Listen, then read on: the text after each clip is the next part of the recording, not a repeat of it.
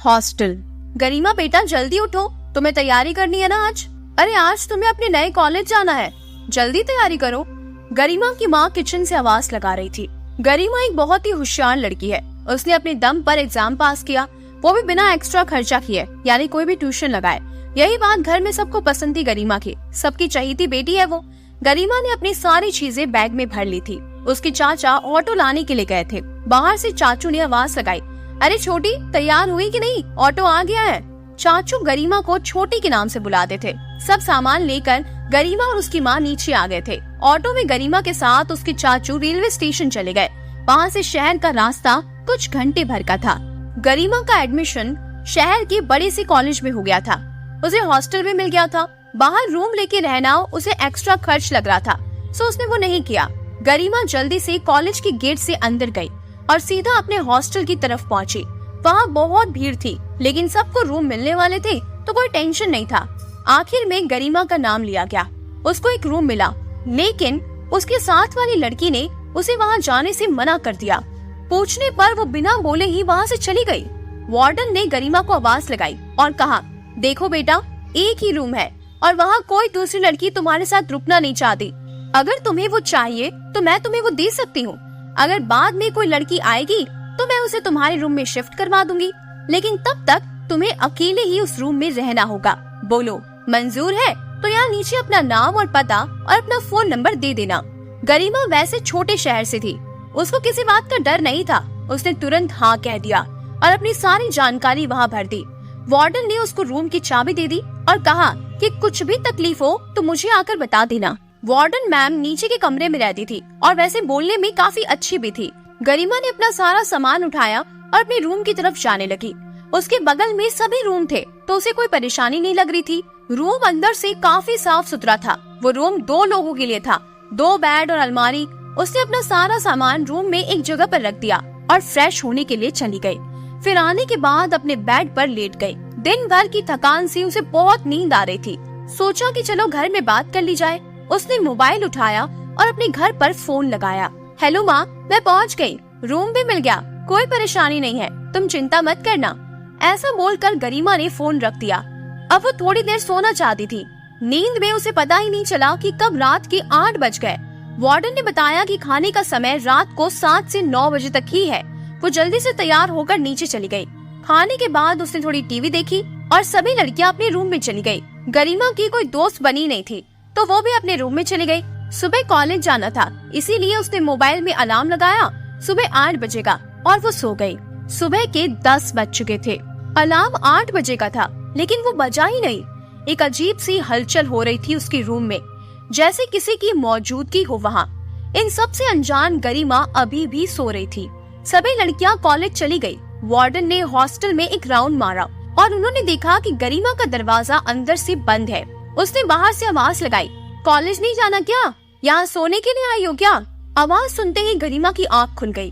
उसने दरवाजा खोला। मैम, अभी मैं उठने ही वाली थी, अभी तो 8 बजने में टाइम है ना?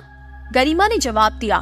वार्डन जरा हंस के बोली, बेटा जरा अपनी घड़ी देखना तो कितने बजे हैं? गरिमा ने अपना मोबाइल उठाया तो देखा कि 10 बज चुके थे। उसे समझ नहीं आया ये कैसे हुआ। वार्डन वहाँ से चली गई और गरिमा अपना मोबाइल चेक करने लगी। अलार्म बजा कैसे नहीं और मैं इतनी देर तक कैसे सो रही थी? यही सवाल सोचते सोचते वो कॉलेज चली गई। वहाँ जाकर उसकी क्लास में काफी लोगों से जान पहचान हुई। कुछ तो उसके शहर से थे और कुछ लोग अलग जगह पर रहते थे।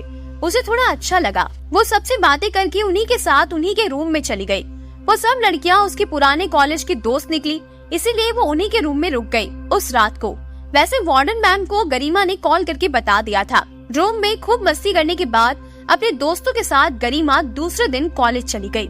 वहाँ से सीधा अपने हॉस्टल दोपहर को पहुँची, खाना खाया और अपनी पढ़ाई की तैयारी करने लगी। एकदम से उसे याद आया कि वो पेन लाना तो भूल ही गई थी और अब उसके पास कोई पेन नहीं है। वो अपने रूम का दरवाजा थोड़ा सटा के नीचे कॉर्नर की दुकान में चली गई। वहाँ जाकर उसने अपने लिए पेन और कुछ खाने का सामान ले लिया, जैसे कि चिप्स के पैकेट्स और चॉकलेट्स। वहाँ से वो सीधा रूम में चली गई, लेकिन रूम का दरवाजा खुला हुआ था। उसने ज्यादा ध्यान नहीं दिया और पढ़ाई करने लगी। शाम का खाना खाने के बाद भी वो काफी देर तक पढ़ रही थी। फिर उसे नींद आई तो वो सोने की तैयारी करने लगी। कुछ आधी रात में उसने करवटें बदली और जैसे ही उसकी आँख खुली तो उसके मुंह से चीख निकल गई। वो बहुत ज्यादा डर गई थी। उसने सामने वाले बेड पर किसी लड़की को सोते हुए देखा और वो उसकी तरफ ही देख रही थी। गरिमा जोर से चिल्लाने लगी। वार्डन ने जैसे ही आवाज सुनी वो दौड़कर ऊपर आ गई। साथ में बगल वाले रूम की लड़कियां भी खड़ी थी। उन्होंने बाहर से आवाज लगाई, दरवाजा खोलो, क्या हुआ? गरिमा ने दरवाजा खोला और दौड़कर बाहर आ गई। मैडम, रूम में कोई है? मैंने अभी वहाँ किसी को देखा, कोई लड़की थी, मुझे ही देख रही थी, मुझे बहुत डर लग रहा है। वार्डन ने अंदर जाकर देखा और कहा, यहाँ तो कोई नहीं है, कोई सपना देखा होगा तुमने, बेकार में हल्ला मचाया, चलो जाके सो जाओ। गरिमा सच में बहुत ज्यादा डर गई थी, लेकिन सब लड़कियां उस पर हंस रही थी, इसीलिए हिम्मत दिखाते हुए वो भी रूम के अंदर चली गई और सोने की कोशिश करने लगी। उसकी आँख कब लग गई उसे पता ही नहीं चला। दूसरे दिन कॉलेज खत्म होने के बाद वो रूम पर आई तो दरवाजा आज भी खुला था और अंदर एक लड़की थी, उसी बेड पे जिस पे उसने कल देखा था। वो अपना सामान लगा रही थी। अब गरिमा को थोड़ा अच्छा लगने लगा, उसे एक पार्टनर मिल गई थी, उसमें कुछ हिम्मत आ गई। चलो वार्डन ने किसी को तो भेज दिया, इस बात से बहुत खुश थी वो। फ्रेश होने के बाद गरिमा उस लड़की से बात करने के लिए गई, लेकिन तब तक वो सो चुकी थी। उसने सोचा चलो कोई बात नहीं, सोने दो, थक गई होगी, और गरिमा पढ़ाई में लग गई। शाम को खाने के लिए उसने उस लड़की को उठाना चाहा, लेकिन वो लड़की बिना बोले ही बाहर चली गई। गरिमा को बहुत अजीब सा लगा, लेकिन उसने ज्यादा टेंशन नहीं लिया। नीचे खाने के टेबल पर भी वो गुमसुम सी बैठी थी। खाना खा के सब रूम में वापस लौट आए, गरिमा भी लौट आई।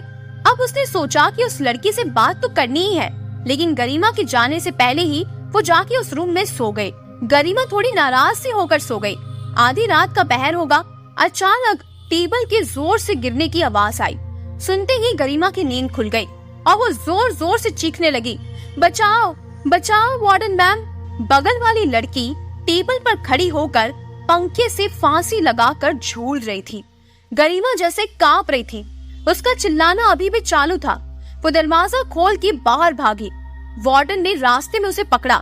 क्या हुआ गरिमा, आज भी क्या शोर है ये? वार्डन ने डांटते हुए कहा। मैम, मेरे रूममेट ने फांसी लगा ली है, चलो जल्दी, गरिमा ने घबराते हुए कहा। वार्डन अब साथ में भागती हुई गई। देखा कि रूम में तो कोई भी नहीं है और सब कुछ सही जगह पर है। अब उसे गुस्सा आने लगा। उसने गरिमा को वार्निंग दी, गरिमा, ऐसे तुम सबको परेशान करोगी तो मुझे तुम्हें हॉस्टल से निकालना पड़ेगा। बेकार में हल्ला मचा मचा कर तुम सबकी नींद खराब करती रहती हो। नहीं मैडम, मैं सच बोल रही हूँ, मेरे रूम में कोई लड़की कल दोपहर से थी, मेरा यकीन करिए मैम, गरिमा रोते हुए कहने लगी। वार्डन गरिमा को नीचे लेकर गई। उसने अपने रजिस्टर निकाले, उसके रूम का पेज निकाला, उस पर एक ही नाम था और वो था गरिमा का।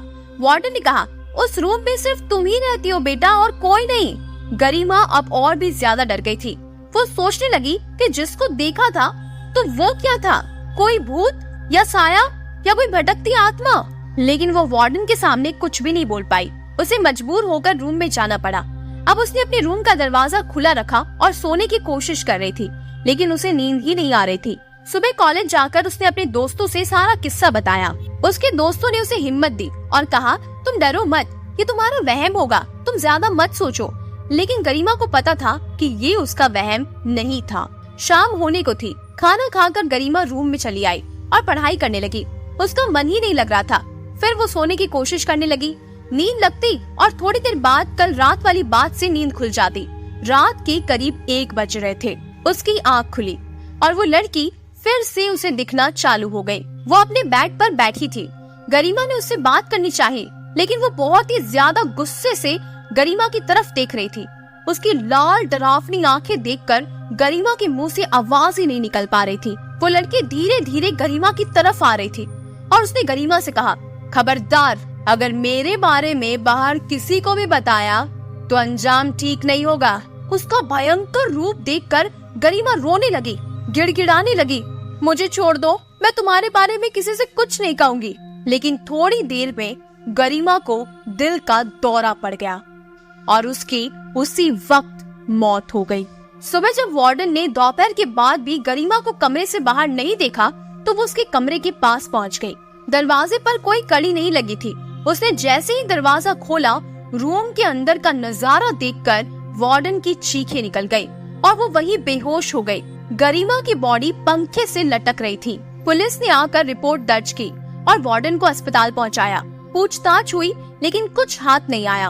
इतनी होशियार लड़की आत्महत्या कैसे कर सकती है, यही सवाल सब कर रहे थे। वार्डन ने ये जिम्मेदारी अपने ऊपर लेते हुए वो नौकरी छोड़ दी। उसको गरिमा की मौत का बड़ा अफसोस हुआ। गरिमा के घर वाले भी सदमे में चले गए। कई दिनों तक उस रूम में कोई रहने नहीं आया। वार्डन भी अब नहीं आ गई, लेकिन उस रूम के बारे में सबको सवाल थे और जवाब किसी के पास भी नहीं था। कुछ साल भर के बाद उस हॉस्टल के रूम में एक नई स्टूडेंट रहने आई। इस हादसे के बाद वहाँ कोई लड़की रहना नहीं चाहती थी। उस रूम के पास भी काफी सारे रूम्स खाली थे, लेकिन एक दिन एक लड़की का एडमिशन हुआ कॉलेज में और वार्डन ने उसे उसी रूम की चाबी दे दी। उस लड़की का नाम था सोना। रूम देख के ही वो बहुत खुश हो गई। अपना सामान रखकर बाहर घूम कर आई तो उसने देखा कि उसके पास वाले बेड पर कोई लड़की सो रही थी। उसने हाथ लगाकर उसे उठाने की कोशिश की और उससे पूछा, कौन हो तुम, कौन सी क्लास में हो, क्या नाम है तुम्हारा? उसने जवाब दिया, गरिमा। तो कैसी लगी आपको ये कहानी पसंद आई है तो वीडियो को लाइक और चैनल को सब्सक्राइब जरूर कीजिएगा।